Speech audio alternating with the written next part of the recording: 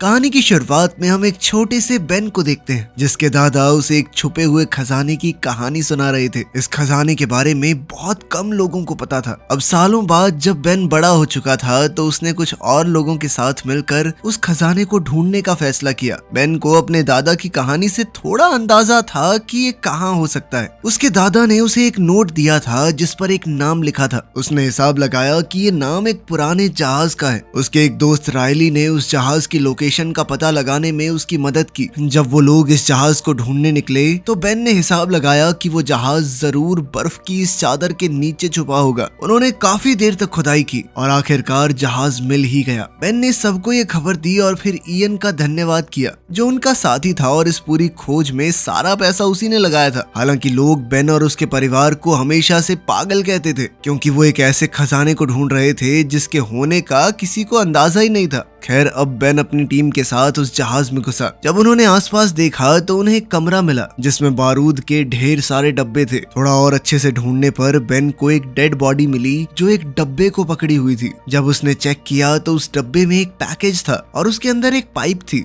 Ben सोचने लगा कि इस पाइप में इतना भी क्या खास है कि इसके लिए कोई अपनी जान दे गया। तभी उसने देखा कि पाइप पर कुछ लिखा था। उसने अपना खून इस्तेमाल करके समझने की कोशिश की कि आखिर उस पर लिखा क्या है। जब उसे वो लिखावट समझ आई तो वो समझ गया कि ये एक और सुराग है। ये बात इयन को बिल्कुल पसंद नहीं है। इतना पैसा लगाने और खोजबीन करने के बाद भी उनके हाथ बस एक सुराग लगा था। इस बात से इयन बहुत चिढ़ गया, लेकिन बेन ने उस सुराग में छुपी पहेली को सुलझा लिया। उसने बताया कि एक अदृश्य नक्शे के बारे में है जो अमेरिका के सबसे जरूरी डॉक्यूमेंट डिक्लेरेशन ऑफ इंडिपेंडेंस के पीछे छुपा हुआ है। जैसे ही बेन ने कहा कि इस दस्तावेज तक पहुंचना और उसका मिलना बहुत मुश्किल होगा तो इयन ने सीधा कह दिया तो चुरा लेते हैं उसे। इस बात से बेन ने साफ इनकार कर दिया और कहा कि मैं ऐसा नहीं होने दूंगा। तब इयन ने अपने आदमी शॉ को बेन पर बंदूक तानने को कहा, लेकिन इयन कहीं ना कहीं ये बात भी अच्छे से जानता था कि अगर बेन नहीं होगा तो आगे की पहेलियां कौन सुलझाएगा। इसलिए इयन ने बेन के दोस्त रायली को जान से मारने की धमकी दी। इससे पहले की बात और बिगड़ जाए बेन ने एक फ्लेयर स्टिक जला दी और कहा कि अगर सब शांत नहीं हुए तो वो इसे बारूद पर फेंक देगा। सबको लगा कि वो झूठ बोल रहा है, लेकिन बेन ने वो फ्लेयर फेंक दी। पर इससे पहले कि वो नीचे बारूद पर गिर पाती इयन ने उसे पकड़ लिया। लेकिन इयन ये जानता ही नहीं था कि उसके हाथ पर भी थोड़ा बहुत बारूद लगा हुआ है। अचानक उसके हाथ में आग लग गई जिसके बाद उसने फ्लेयर को छोड़ दिया और अब वो फ्लेयर स्टिक नीचे पड़े बारूद पर जा गिरी।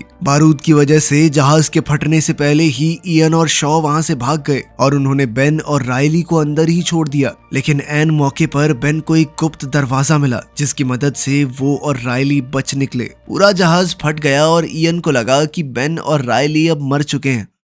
शहर लौटने के बाद बेन और रायली FBI के हेडक्वार्टर्स गए और उन्हें एक टिप दी कि कुछ ही दिनों में एक आदमी डिक्लेरेशन ऑफ इंडिपेंडेंस को चुराने वाला है। लेकिन उनकी इस बात पर किसी ने विश्वास नहीं किया। फिर वो दोनों नेशनल आर्काइव्स म्यूजियम गए जहां वो डॉक्यूमेंट मौजूद था। उन्होंने वहां के डायरेक्टर एबिगेल से मिलने की कोशिश की, लेकिन जब उन्होंने उसे वो कहानी सुनाई और बताया कि इस डॉक्यूमेंट के पीछे एक नक्शा छुपा है तो एबिगेल ने उनकी बात पर विश्वास नहीं किया। उसे लगा कि उनकी सारी बातें झूठी हैं। जब वो एबिगेल के ऑफिस से निकल रहे थे तो दोनों ने उस दस्तावेज को देखा और उसे कुछ देर तक निहारते रहे। अभी अचानक बेन ने कहा कि हमें इसे चुराना होगा ताकि ये इयन के हाथ तो ना लग पाए। इस पर रायली ने कहा कि इसे चुराना इम्पॉसिबल है, यहाँ पर सिक्योरिटी देखी है तूने। इसके बाद उसने बेन को लाइब्रेरी में ले जाकर डिटेल में बताया कि ये डॉक्यूमेंट कितनी सिक्योर जगह पर है। लेकिन बेन ने कहा कि हमें कुछ ऐसा करना है कि वो इस डॉक्यूमेंट को वहाँ से हटाकर प्रिजर्वेशन रूम में शिफ्ट कर दें। वहाँ सिक्योरिटी काफी कम है। हालांकि रायली को इस प्लान पर कुछ खास भरोसा तो था नहीं, लेकिन फिर भी वो बेन की मदद करने के लिए मान गया। फिर दोनों ने प्लान ढंग से बनाना शुरू किया। उन्हें सबसे पहले एबिगेल के फिंगरप्रिंट्स चाहिए और फिर प्रिजर्वेशन रूम के कोड्स चुराने होंगे। इसके लिए बेन ने एबिगेल को एक गिफ्ट भेजा जिसके अंदर एक स्पेशल केमिकल लगा हुआ था। फिर जब वो कोड डालने के लिए बटन दबाएगी तो वहां उसके फिंगरप्रिंट रह जाएंगे। और शुरुआत में तो ये प्लान बिल्कुल वैसे ही काम कर रहा था जैसा बेन चाहता था, लेकिन दूसरी ओर इयन भी अपने कुछ आदमी तैयार कर रहा था ताकि एक डांस पार्टी वाले दिन म्यूजियम पर अटैक किया जा सके।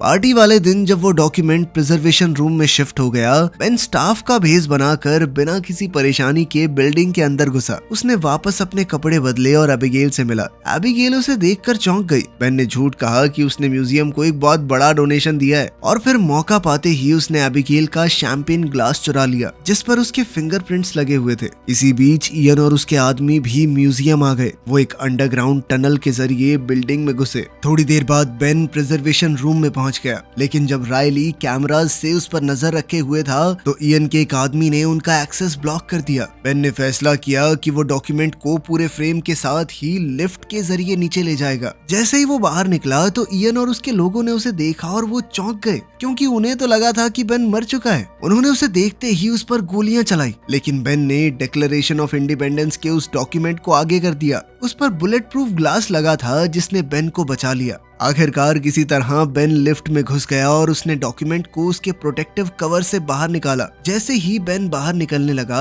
उसने एबिगेल की नजरों से बचने की कोशिश की, जिसने ये कंफर्म कर लिया था कि बेन का नाम गेस्ट लिस्ट में था ही नहीं। इसके बाद बेन म्यूजियम के एक स्टोर में छुप गया, लेकिन जब वो डॉक्यूमेंट के साथ वहां से निकलने लगा तो कैशियर ने सोचा कि वो डॉक्यूमेंट की कॉपी चुराने की कोशिश कर रहा है जो बिल्कुल सेम साइज में वहाँ सेल पर थी। उसने बेन से कहा कि तुम्हें पेमेंट करनी होगी वरना सिक्योरिटी बुला रही हूँ मैं। बेन ने वहां से चुपचाप बचकर निकलने के चक्कर में कार्ड से पेमेंट कर दी क्योंकि उसके पास ज्यादा कैश नहीं था।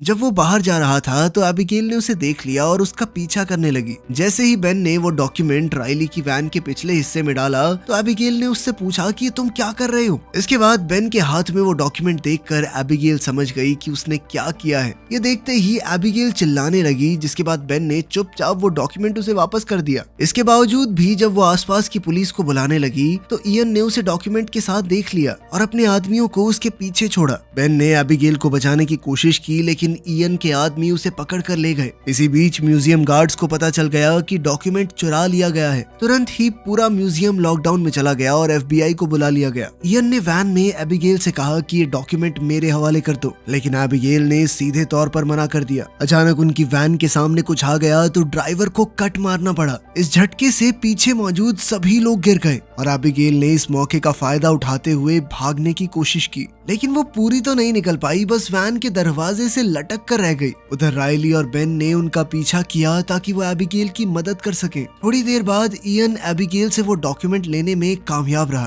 तभी बेन ने मौका देखकर एबिगेल को रायली की वैन में खींच लिया, जिससे उसकी जान बच गई। वो लोग अब मेन रोड से हट गए, लेकिन जब इयन ने रुकने के बाद डॉक्यूमेंट खोला तो उसे पता चला कि वो तो नकली है। बेन उन्हें चकमा देकर भाग गया था। एबिगेल बहुत नाराज थी कि बेन ने वो डॉक्यूमेंट चुराया और अब वो किसी गुंडे के हाथ में है, लेकिन तभी बेन ने असली डॉक्यूमेंट निकाला और बताया कि उसने एक नकली भी खरीद लिया था ताकि अगर कुछ प्रॉब्लम हो तो असली वाला सेफ रहे। बेन ने ये भी बताया कि मैंने सिर्फ डॉक्यूमेंट इसलिए चुराया था ताकि इयन उसे न चुरा ले, क्योंकि वो खजाना ढूंढने के लिए बेताब है। जब बेन और रायली ने सोचा कि डॉक्यूमेंट के पीछे कोई केमिकल लगाकर क्लू ढूंढते हैं तो एबिगेल ने साफ मना कर दिया। उसने कहा कि ऐसे तो ये खराब हो जाएगा, लेकिन रायली ने उसे टेंशन ना लेने को कहा क्योंकि वो भी ऐसा कुछ नहीं करने वाले जिससे ये डॉक्यूमेंट खराब हो। लेकिन उनके पास जो सामान तैयार पड़ा था वो बेन के घर पर है और बेन अब वहाँ जा नहीं सकता क्योंकि FBI उन्हें ढूंढते हुए पहले ही वहाँ पहुँच गई होगी। उसके पास कैश नहीं था तो उसने म्यूजियम में अपना कार्ड इस्तेमाल किया था और अब उनकी लोकेशन को ट्रैक किया जा रहा होगा। जैसे ही वो लोग वैन साइड में रोककर सोचने लगे, बेन ने कहा कि कुछ जरूरी चीजें हैं जो खजाना ढूंढने में जरूर काम आएंगी, लेकिन वो सब मेरे घर पर है। उनमें से एक चीज फ्रैंकलिन नाम के इंसान के लिखे हुए कुछ लेटर्स थे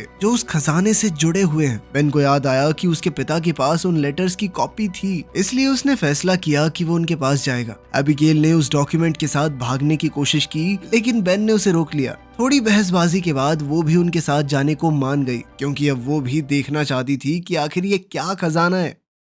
इसी दौरान FBI एजेंट सेड्यूस्की ने बेन के घर पर रेड की। उन्हें वहाँ बेन की काफी सारी चीजें मिली, वो चिट्ठियां भी जिनके बारे में बेन बात कर रहा था। साथ ही उसने अपने लोगों को बेन के परिवार वालों का पता लगाने को कहा। थोड़ी देर बाद बेन अपने पिता पैट्रिक के घर पहुंचा। पैट्रिक ने कहा कि मेरा एक ही सपना है कि तुम मुझसे मिलने आए, लेकिन खजाने के बारे में नहीं। जिस पर बेन ने कहा कि हाँ, तो मैं आपसे मिलने ही तो आया हूँ। पापा बेटा साथ में टाइम स्पेंड करेंगे, मजा आएगा। बस एक बार वो लेटर्स होंगे आपके पास, वो दे दो मुझे, फिर करते हैं टाइम स्पेंड। इस बात से पैट्रिक बहुत गुस्सा हो गया। उसने कहा कि किसी की गलती से सीखते हो कि नहीं तुम? मैंने अपनी पूरी जिंदगी इस खजाने को ढूंढने में झोंक दी, तुम भी अपनी जिंदगी ऐसे ही खराब करना चाहते हो? उसने कहा कि ऐसा कोई खजाना है ही नहीं, ये सिर्फ देश के दुश्मनों को गुमराह करने के लिए बनाया गया है, ये बस ऐसे ही कहानी बना दी है किसी ने। लेकिन बेन ने अपने पिता की बात पर ध्यान नहीं दिया। थोड़ी देर बाद जब उन्होंने उस डॉक्यूमेंट के पिछले हिस्से की जांच की तो उन्हें कुछ खास कोड्स मिले जो उन चिट्ठियों से जुड़े हुए हैं जिनके लिए वो यहाँ आए थे। जब बेन ने दोबारा पैट्रिक से वो चिट्ठियां मांगी तो पैट्रिक ने कहा कि मैंने तो पहले ही उन्हें फिलाडेल्फिया के एक म्यूजियम को दे दिया है। ये सुनकर बेन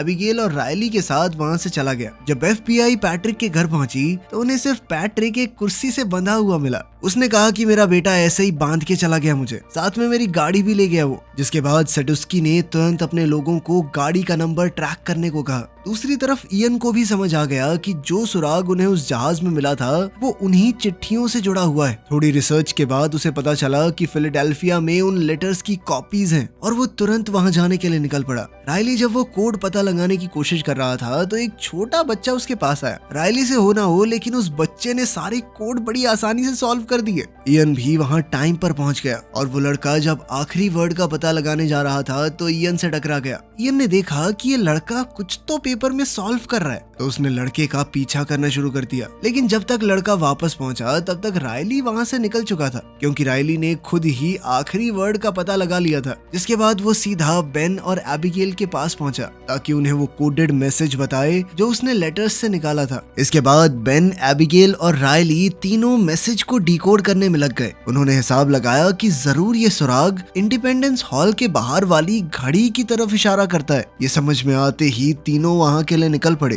ताकि अगला क्लू जल्द से जल्द ढूंढ सके। वहीं दूसरी तरफ इयन ने भी उस स्कूल वाले लड़के को पैसे देकर ये पता लगा लिया कि आखिर उसने रायली को क्या बताया था। जल्द ही इयन भी इंडिपेंडेंस हॉल की तरफ निकल पड़ा। वहां बेन ने घड़ी की डायरेक्शन को फॉलो किया और देखा कि दीवार की एक ईंट पर एक खास निशान है। उसने उस निशान वाली जगह से ईंट हटाई और अंदर एक पुराना सा चश्मा मिला। ये एक खास तरह का चश्मा था। बेन तुरंत एबिगेल और रायली के पास गया और उन्हें वो चश्मे दिखाए। फिर बेन ने वो चश्मा पहना और डिक्लेरेशन ऑफ इंडिपेंडेंस के पीछे वाले मैप को देखा। तब उसे एक खास निशान दिखाई दिया और उसके पास ही कुछ शब्दों में लिखा हुआ मैसेज भी था। लेकिन उसी वक्त उन्होंने देखा कि इयन अपने लोगों के साथ वहां घूम रहा है, तो उन्होंने फैसला किया कि वो अलग अलग हो जाएंगे। एबिगेल और रायली के पास वो डिक्लेरेशन डॉक्यूमेंट था और वो जल्द ही उसे साथ लेकर निकल गए। इयन से बचते बचते वो दोनों काफी दूर निकल गए। लेकिन एक वक्त ऐसा आया कि एक बस उनके बहुत करीब आ गई और उनकी टक्कर होने ही वाली थी। इसी अफरा तफरी में इयन ने उनसे डिक्लेरेशन का वो डॉक्यूमेंट छीन लिया। एबिगेल और रायली ने तुरंत बेन को फोन किया और बताया कि क्या हुआ है। बेन ने कहा कि सब जल्दी से गाड़ी के पास मिलते हैं। लेकिन FBI को बेन की गाड़ी पहले ही मिल चुकी थी और जैसे ही बेन वहां पहुंचा तो FBI ने उसे अरेस्ट कर लिया। एबिगेल और रायली समय से थोड़ा लेट पहुंचे और FBI को देखते ही चुपके से वहां से भाग निकले। FBI की कस्टडी में बेन ने एजेंट सेडुस्की को पूरी कहानी बताई, किस तरह इयन ने वो डॉक्यूमेंट छीना, किस तरह वो एक के बाद एक पहेलियां सुलझाते रहे। जब सेडुस्की ने बेन के पास से मिले चश्मे देखे तो बेन को समझ आया कि उन्हें एक और तरीके से इस्तेमाल किया जा सकता है। तभी अचानक उसके फोन पर इयन का कॉल आया। FBI वालों ने कहा कि इससे स्पीकर पर बात कर। इयन ने बेन को धमकी दी कि चश्मे लेकर एक पब्लिक प्लेस में उससे मिलने आए और अगर उसने FBI को कुछ भी बताया तो वो उसके दोस्तों को जिंदा नहीं छोड़ेगा। अब FBI इयन जैसे अपराधी को पकड़ने का मौका छोड़ना नहीं चाहती थी। उन्होंने बेन से कहा कि प्लान के मुताबिक ही उससे मिलने जाओ और फिर हर तरफ अपने आदमी तैनात करती है। जब बेन इयन से मिलने गया तो पता चला कि ये पूरी की पूरी उनकी चाल थी। अचानक ही इयन के लोग आए और बेन को वहां से छुड़ा ले गए। रास्ते में एबिगेल ने बेन को कॉल किया और बताया कि उसने इयन के साथ डील की थी ताकि बेन को छुड़ा सके, लेकिन इसके लिए बेन को उसे खजाने तक ले जाना होगा। जब इयन और बेन दोबारा से मिले तो इयन ने वो डिक्लेरेशन का डॉक्यूमेंट और वो पुरानी पाइप वापस दी, वही जो जहाज में मिली थी। फिर इयन ने बेन से पिछला क्लू मांगा। जब बेन ने कहा कि मेरे पास कुछ नहीं है, मुझे नहीं पता, तब इयन ने दिखाया कि उसने बेन के पिता पैट्रिक को किडनैप कर रखा है। इस धमकी के बाद बेन को सच कबूलना पड़ा और उसने बताया कि जो निशान उसने मैप में देखा था वो एक चर्च का सिंबल है। जल्द ही वो तीनों उस चर्च तक पहुंच गए। बेन ने फिर से उन खास चश्मों का इस्तेमाल किया और मैप को देखा। इस बार उसे एक अलग सा सुराग मिला, एक अजीब सा नाम। सब कंफ्यूज हो गए कि इसका मतलब क्या हो सकता है। तब उन्हें समझ आया कि चर्च के नीचे लोगों को दफनाने की जगह है। जिसके बाद इयन और उसके सभी साथी तुरंत ही नीचे चले गए। पैट्रिक ने चुपके से बेन को बताया कि उन्हें कोई तरीका ढूंढना होगा इयन से छुटकारा पाने का। क्योंकि जब तक हम इयन के काम आएंगे तब तक ही जिंदा हैं, उसके बाद मार देगा हमें। तभी इयन ने फोन किया और बेन से पूछा कि अगला क्लू क्या है। मैप में लिखे नाम को ढूंढकर उन्होंने वहां से दीवार तोड़ी जिसके पीछे एक सुरंग जा रही थी। इयन ने बेन से कहा कि वो आगे चले। अंदर जाने के बाद उन्हें एक बहुत पुरानी जगह मिली जिसे शायद सालों से नहीं खोला गया था। वहाँ लकड़ी की सीढ़ियाँ और एक पुरानी लिफ्ट भी थी। पैट्रिक ने सबको कहा कि ये लकड़ी की सीढ़ियाँ खतरनाक हैं, इतने सालों से कोई आया नहीं है यहाँ पे, टूट जाएंगी। लेकिन इयन ने सबको जबरदस्ती नीचे जाने को कहा। जब सभी लोग उन सीढ़ियों से नीचे उतर रहे थे तभी अचानक से बहुत सी सीढ़ियां टूट गई। इस घटना में शॉ नीचे गिरकर मारा गया। अब वो पूरा हिस्सा टूट रहा था और बाकी सबको लिफ्ट के ऊपर कूदकर अपनी जान बचानी पड़ी। उस लिफ्ट ने उन्हें खाली कमरे में ले जाकर छोड़ दिया। इयन ने बेन से पूछा कि खजाना कहाँ है। बेन ने दिखावा किया कि उसे भी कुछ नहीं पता। इयन ने गुस्से में उन्हें धमकी दी कि अगर बेन ने कुछ नहीं बताया तो वो उन्हें यहीं पर छोड़कर चला जाएगा। तभी पैट्रिक ने कहा कि अगला सुराग इस लालटेन के अंदर है। उसने ये भी कहा कि ऐसी ही एक लालटेन बॉस्टन की चर्च में भी है, तो खजाना शायद वहीं पर होगा। इयन फिर भी उन्हें वहीं छोड़ के चला गया, ये कहकर कि जब मुझे खजाना मिल जाएगा ना तो वापस आऊंगा तुम लोगों के लिए। इस पर रायली ने परेशान होकर कहा कि हम यहीं मरने वाले हैं। तब बेन और पैट्रिक ने रायली और एबिगेल को बताया कि उन्होंने इयन से झूठ कहा था, वो लालटेन तो सिर्फ एक डिस्ट्रैक्शन थी। फिर उन्होंने एक और क्लू ढूंढा जो उन्हें एक नए कमरे तक ले गया। उस कमरे के अंदर की जगह को देखकर ऐसा लग रहा था मानो उनसे पहले कोई और वहां आ चुका हो।